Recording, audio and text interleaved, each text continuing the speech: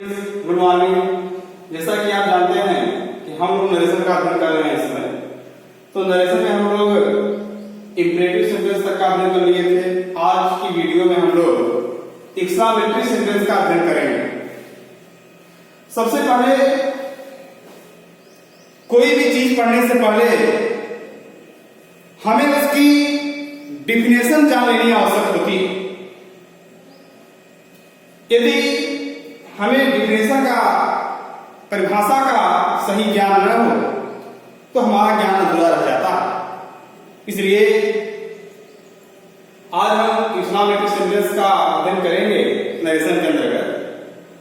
तो इसमें सबसे पहले मैं आपको बताना चाहूंगा कि एक्सक्लामेटरी सेंटेंस की परिभाषा होती क्या है। What is the basic definition of exclamatory sentence. तो आइए देखते हैं। आप सबको बताया जा चुका है कक्षा में पहले ही, आप सब जानते हैं। ऐसा नहीं है कोई चीज नहीं है, सब पुरानी चीज में पढ़ा रहा हूं। अगर यदि मैं आपको नरेशन क्लास 11 में पढ़ा रहा हूं तो आप नरेशन को कक्षा 9 से पढ़ते आ रहे हैं, तो इसमें कोई नई चीज नहीं है। इसलिए आप लोग थोड़ा सा ध्यान देंगे इसमें। देखिए, एक्सक्लामेटरी सेंटेंस जो होता है, अ सेंटेंस दैट एक्सप्रेसेस, एक ऐसा वाक्य जो व्यक्त करता है सडन फीलिंग्स। सडन फीलिंग्स होता है जो अचानक भावनाएं हमारे माइंड में क्रिएट होती हैं, उन्हें हम सडन फीलिंग्स बोलते हैं। अचानक जो है क्रिएट हुई भावनाएं, मन की से जॉय है, आपने कुछ देखा, आपको जो है आपके मन में जो है प्रसन्नता आ गई, ये भी जो है आपका जो है एक्सक्लामेटरी सेंटेंस होगा। सारो, किसी की डेथ हो जाती है, आप बहुत दुखी हो जाते हैं, तो वहां सारो की बात होती है। सरप्राइज, इससे मैंने कहा कि ताजमहल कितना सुंदर है, था बहुत सुंदर है, यहाँ आश्चर्य की बात हो रही है। तो ये सब चीजें जो होती हैं, जो सडन फीलिंग्स होती हैं, वही क्या होता है, एक्सक्लामेटरी सेंटेंस होता है। देखिए, एक्सक्लामेटरी सेंटेंस में क्या होता है, एक्सक्लामेटरी सेंटेंस जो बड़ी पहचान है, उसकी पहचान यह है कि एक्सक्लामेटरी सेंटेंस जो सदैव स्टार्ट होता है, exclamatory sentence always and with exclamation mark. इसका जो है अंत, इसके अंत में क्या होता है, इसके अंदर कोई फुल स्टॉप नहीं लगाएंगे आप, इसके अंत में जो है मार्क ऑफ एक्सक्लेमेशन होता है। इतना आप समझ गए होंगे। अब हम लोग इसी के अंतर्गत जो है नरेशन का अध्ययन करेंगे।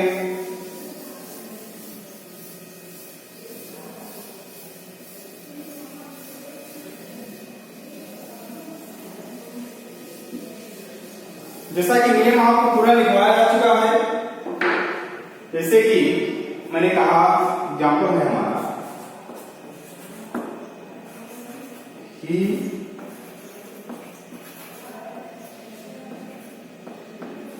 Said my old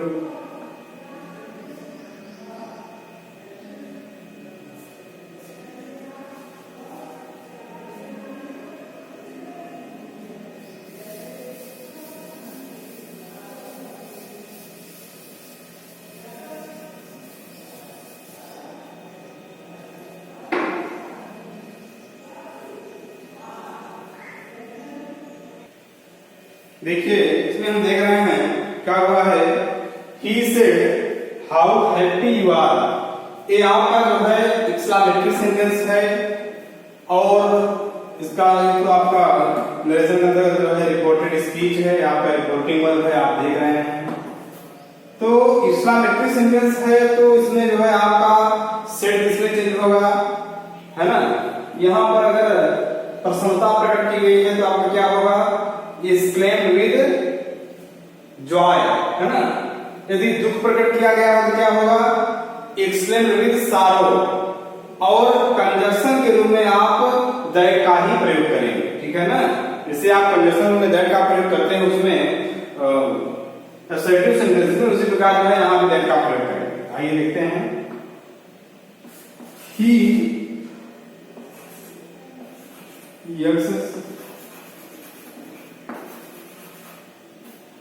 exclaimed with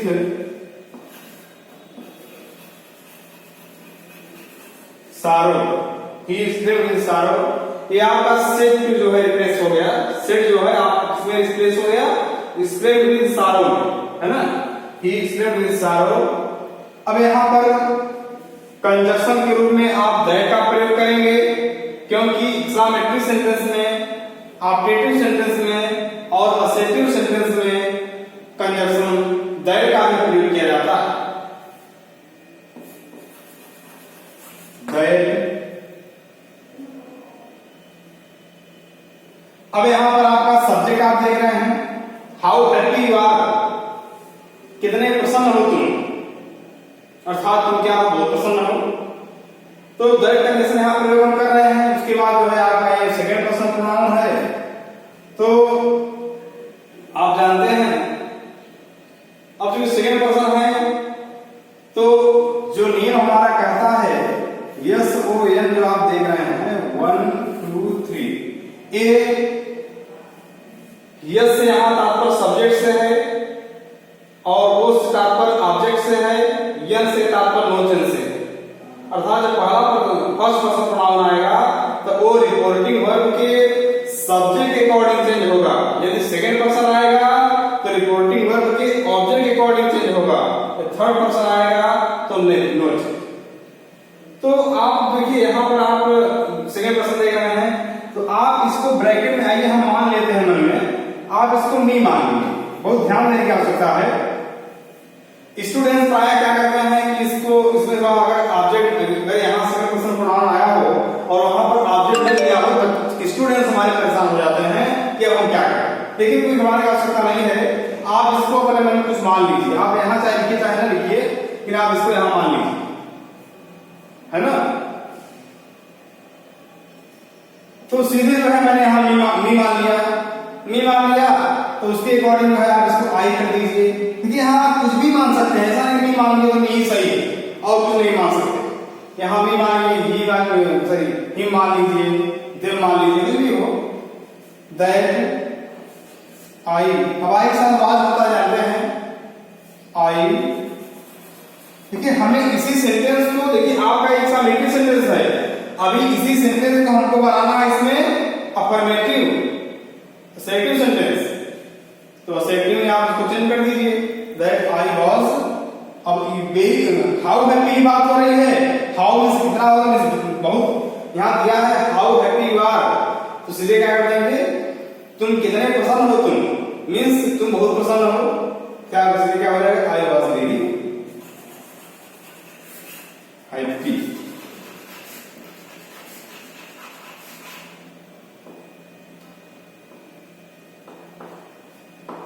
ये हो गया आपका, ये आपका जो है एक्सक्लेमेटरी सेंटेंस हो गया। अब देखिए आप इसको, ये आपका डायरेक्ट है, इसको डायरेक्ट बोलते हैं, इसको इनडायरेक्ट बोलते हैं, तो ध्यान रखिए।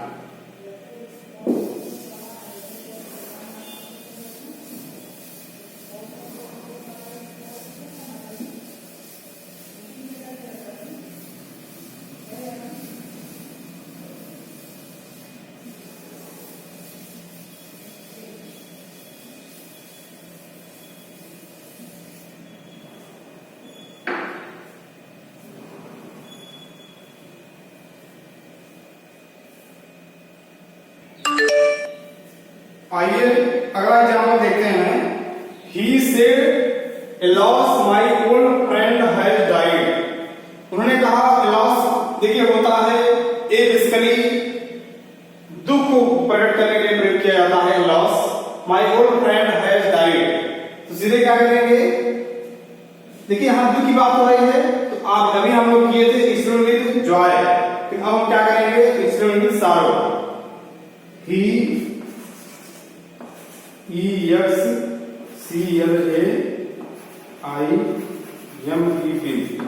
एक्सप्लेन्ड विथ, दुख की बात हो रही है, क्या हो जाएगा सारो। ही एक्सप्लेन्ड विथ सारो, फिर आप समझ पा रहे हैं यहां इसमें सारो का प्रयोग क्यों किया गया, क्योंकि यहां दुख की बात प्रकट हो रही है। ये लॉस का मतलब क्या होता है, दुख। अब सीधे जो है क्या करेंगे, कंजक्शन दैट का प्रयोग करेंगे। आपका कंजक्शन दैट हो गया। उसके बाद जो है सीधे देखिए यहां पर माई दिया हुआ है, माई आपका फर्स्ट पर्सन प्रोनाउन है।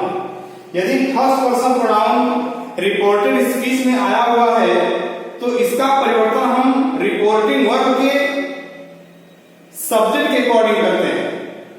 तो यहां पर माई है तो इसके अकॉर्डिंग इसको करेंगे, क्या हो जाएगा, हिज हो जाएगा।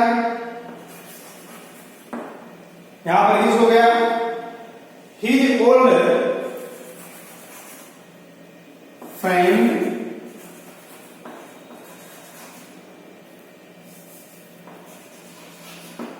अब चूंकि यहां पर टेंस की बात हो रही है, आपका प्रेजेंट परफेक्ट टेंस है तो प्रेजेंट परफेक्ट टेंस किसमें चेंज हो जाएगा, पास्ट परफेक्ट टेंस। तो क्या हो जाएगा, his old friend had died. इस प्रकार स्टूडेंट्स आप लोग जो है पूरा रिवीजन करिएगा। इसके जो है और भी एक्सरसाइज बुक्स में दिए गए हैं, आप उसको कर लीजिएगा। एक्सरसाइज करेंगे तभी जो है आप लोग इसमें सही हिसाब से सीख पाएंगे। हम तो मान लीजिए एक दो एग्जाम्पल बता दे रहे हैं, अब ऑनलाइन क्लास में तो उतना ही बहुत ज्यादा है, हर चीज बताना संभव हो जाता है। तो आप लोग जो है हर बात को ध्यान रख करके आप तैयारी करिए, है ना, क्योंकि हर चीजें बताया जाना संभव है। इसलिए जो है बहुत ही ध्यान से पढ़िए, एक बार रिवाइज कर लीजिए पूरा जो है नियम सारे पढ़ लीजिए। लेकिन शुरुआत में ही मैंने नियम करवा दिया है, ऐसा नहीं आप मन में जो है लाइए कि पूरा एग्जाम्पल करवाते जा रहे हैं, नियम लिखवा ही नहीं रहे हैं। शुरुआत में जो है मैंने अब कोई न लिखा वो दूसरी बात है, लेकिन मैं शुरुआत में पूरा नियम आपकी कॉपी में करवा दिया था। शुरुआत में जब मैं शुरू किया था नरेशन तो सबसे पहले मैंने रूल्स और नियम, रूल्स रेगुलेशन ही आपको दिए थे इससे वीडियो के माध्यम से। अगली वीडियो हम लोग अगले सेंटेंस का अध्ययन करेंगे।